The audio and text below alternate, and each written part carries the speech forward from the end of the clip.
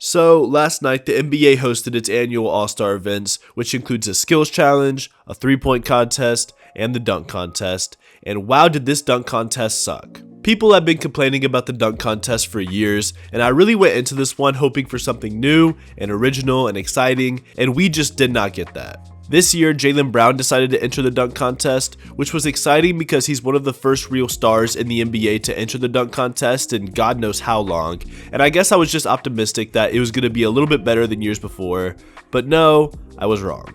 This was quite possibly the worst dunk contest I have ever seen, start to finish.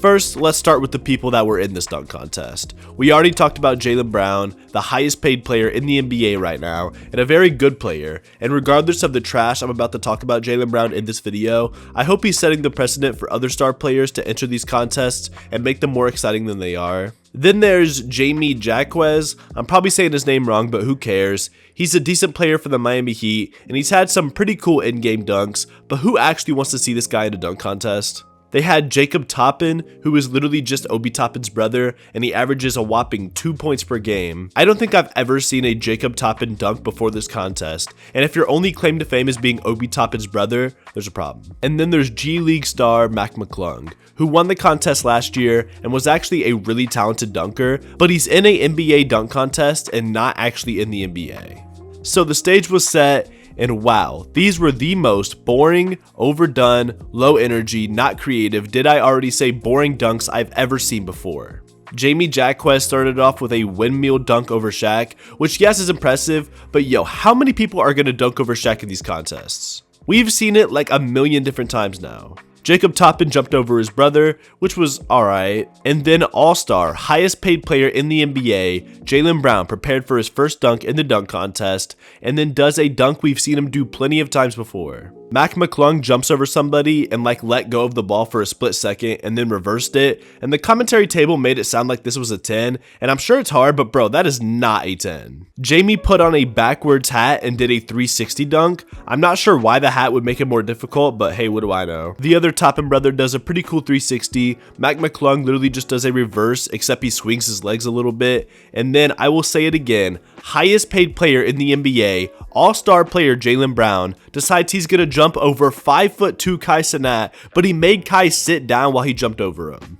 Like immediately after we watched somebody clear over Shaq, and Jaylen Brown can't jump over Kai Cenat without him sitting down. Somehow, after jumping over a even smaller Kai Cenat and doing a dunk George Mikan would be proud of, he made it to the final rounds. He puts on a Terrence Clarke jersey and does a in-game 360 dunk. Mac McClung, trying to make things interesting, stacks two people on top of each other and dunks over them, and at this point, Jaylen Brown knows he has to pull out the big guns. So he puts on a Michael Jackson glove and does another literal in-game dunk. I don't know what the point of the glove was or anything about what Jaylen Brown did in this contest at all. You could literally take Jaylen Brown's best dunks in the NBA and compare it to his dunk contest dunks, and you'd probably be more impressed by what he's done in games.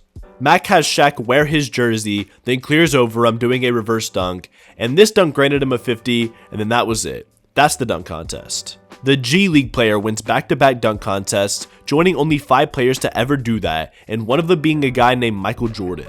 I think that perfectly represents the problem with the dunk contest today. An achievement that Michael Jordan once had is now being replicated by a G League player. This contest was overall just a disappointment. It seemed like Jaylen Brown didn't even try to prepare beforehand, or he's just not a very talented dunker, and there's no way he should have made it to the final rounds. He 100% had some bias from the judges because he's Jaylen Brown, and as cool as Mac McClung is, I'm happy for the guy, but it just doesn't seem right. It's the NBA dunk contest. Why do we have a G League player in here dominating everybody? If we wanted to watch the best dunkers possible, why wouldn't we just watch that one Jordan Kilogram or whatever the blue hair guy's name is? I don't know, but that's never been the point of the NBA dunk contest. Jaylen Brown being in the contest was awesome, but when you surround him with players that technically suck compared to him, but are just far superior dunkers, you now make Jaylen Brown look terrible, and now other NBA players are going to look at this and have zero interest on entering the contest. Like imagine if the dunk contest had people like Jaylen Brown, John Morant, Zion Williamson, and Zach LaVine again. The hype around it would be insane,